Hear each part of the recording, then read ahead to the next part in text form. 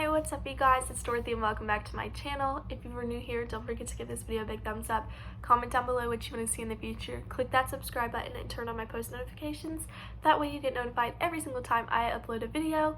In today's video, we are going to go into chapter 24 of Good Girl Bad Blood by Holly Jackson. It's going to be part 1 though, because this chapter is extremely long, and you know how me not having internet, oh look at that,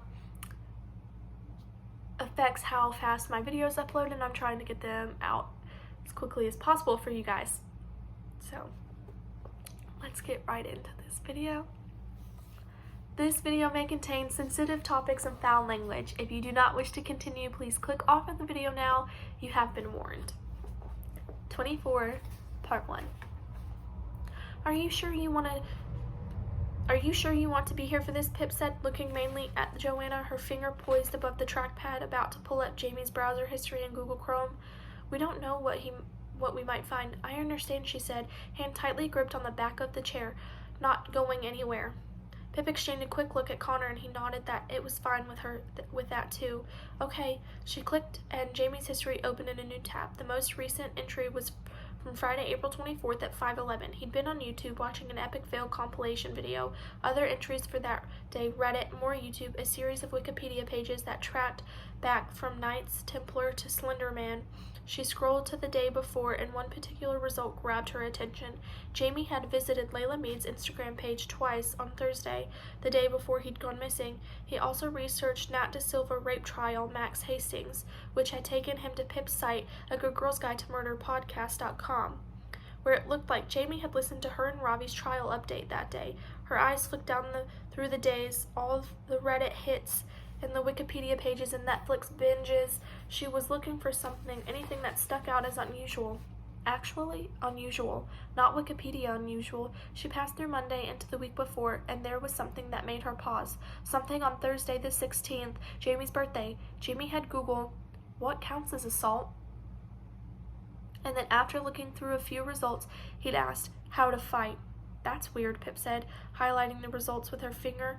These searches are from 11:30 on the night of his birthday, the night you heard him sneak out late, Connor, the night he came back with blood on his sweater. She glanced quickly at the gray sweater she crumpled up in the laundry basket. Seems like Jamie knew he would get into an altercation that night. It's like he was preparing himself for it. But Jamie's never been in a fight before. I mean, clearly, if he had to Google how to do it, Connor said. Pip had more to say to this, but another result lower down had just caught her eye. Monday the 13th, a few days earlier, Jamie had looked up controlling fathers. Pip's breath snagged in her throat, but she controlled her reaction, scrolling quickly past it before the others saw. But Pip couldn't unsee it, and now she couldn't stop thinking about Jamie and Arthur's explosive arguments, or Arthur's near-total lack of attention to the fact that his oldest son was missing, or the possible intersecting timelines of Jamie and Arthur that night. And suddenly she was very aware that Arthur Reynolds was sitting in the room below her now, his presence like a physical thing seeping up through the carpet. What's that? Connor said suddenly, making her flinch.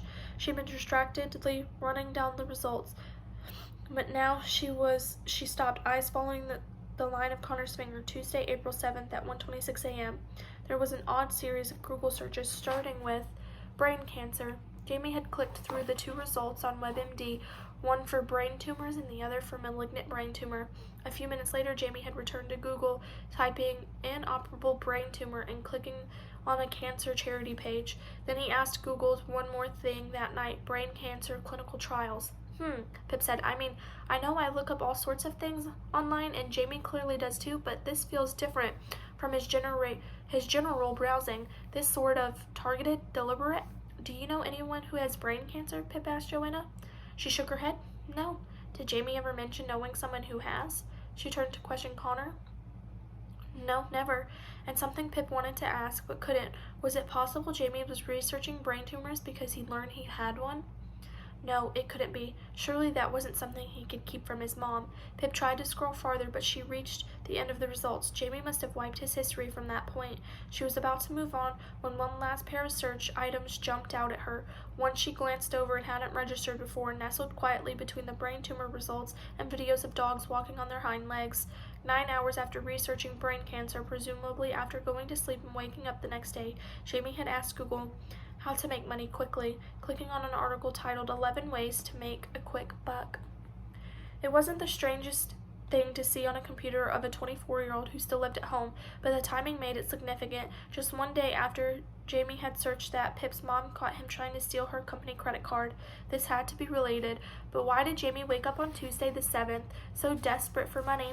Something must have happened the day before. Crossing her fingers, Pip typed Instagram into the address bar. This was the most important thing: access to Jamie and Layla's private messages, a way to identify the catfish. Please have Jamie's password saved. Please, please, please. The Instagram homepage popped up. Logged in as Jamie Reynolds' profile. Yes, Pip hissed, but a loud buzzing interrupted her. It was her phone in her back pocket, vibrating loudly against the chair. She pulled it out. Her mom was calling, and glancing at the time, Pip knew exactly why. It was after 10 on a school night, and now she was going to be in trouble for that. She sighed. Do you need to go, sweetie? Joanna must have read the screen over her shoulder. I probably should.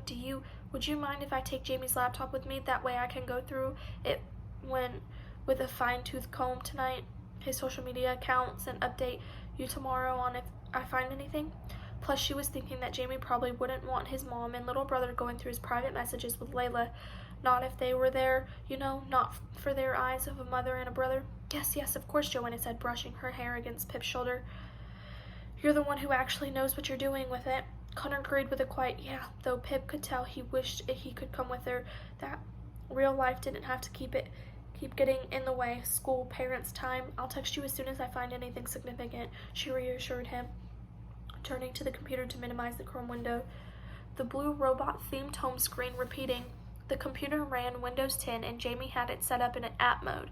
That had confused her at first, but she spotted the Chrome app tucked neatly beside the Microsoft Word square. She reached for the laptop lid to close it, running her eyes over the rest of the apps: Excel, Netflix, Hulu, Fitbit. She paused before closing the laptop, something stopping her, the fanciest outline of an idea not yet whole. Fitbit.